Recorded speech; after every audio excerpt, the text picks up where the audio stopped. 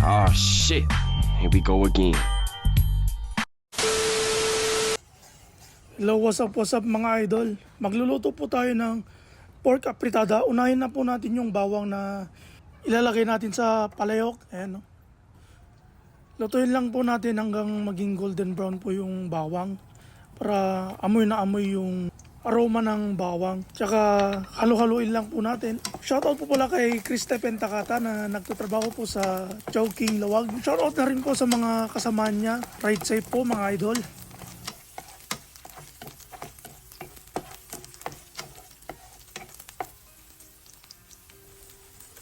Tapos ang isusunod natin ilagay is yung sibuyas. Pagkalagay po natin, haluin lang po natin ito para balance yung pagkaluto ng sibuyas natin.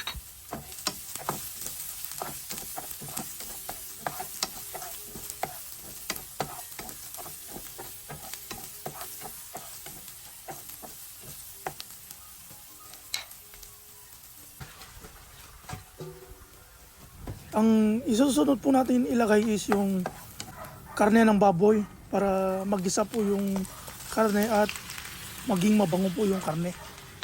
Ayan, haluin lang po natin, ulit-ulitin lang po natin haluin.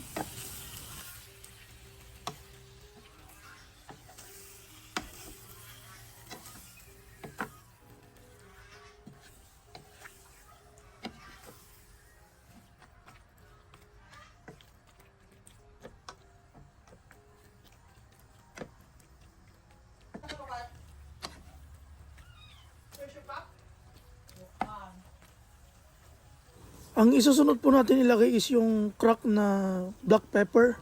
Huwag lang pong maglagay ng maraming black pepper kasi maging anghang yung lulutuin natin.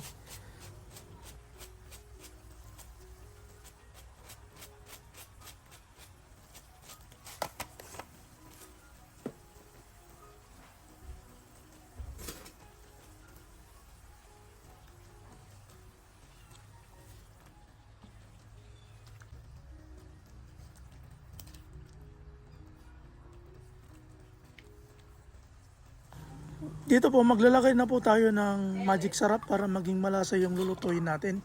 Bale 1 kilo pala na karne ng baboy yung niluluto natin mga idol.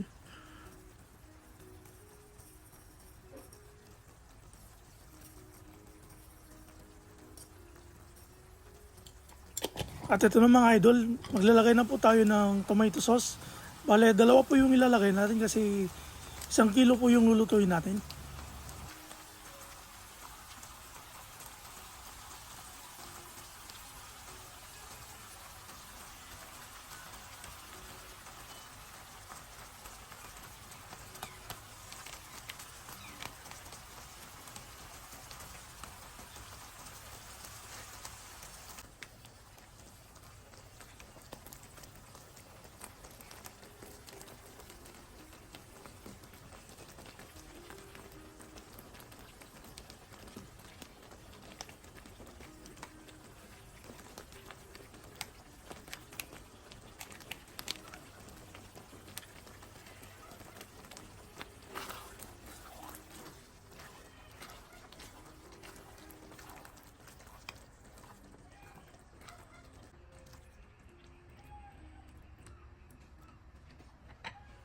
Dito na po, maglalagay na po tayo ng 2 basong tubig para palambutin pa yung karne ng baboy.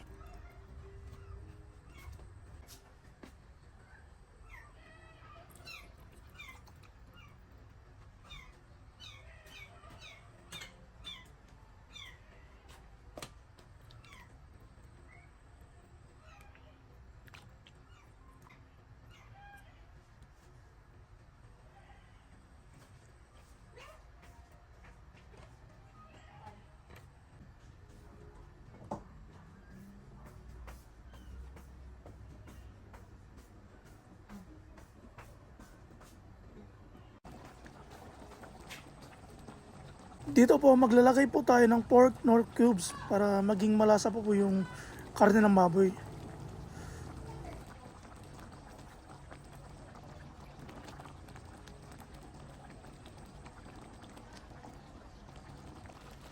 Dito po, maglalagay na po tayo ng carrots na hiniwa-hiwa natin. 2 piraso po yan.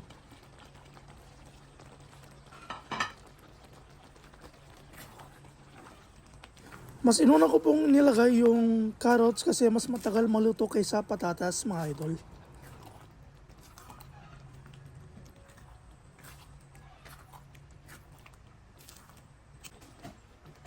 After 30 minutes mga idol, ilalagay na po natin yung patatas. Magkasabay na po yan lalambot yung carrots at saka patatas natin mga idol. Pagkalagay po natin ng patatas, haluin lang po natin ito uli.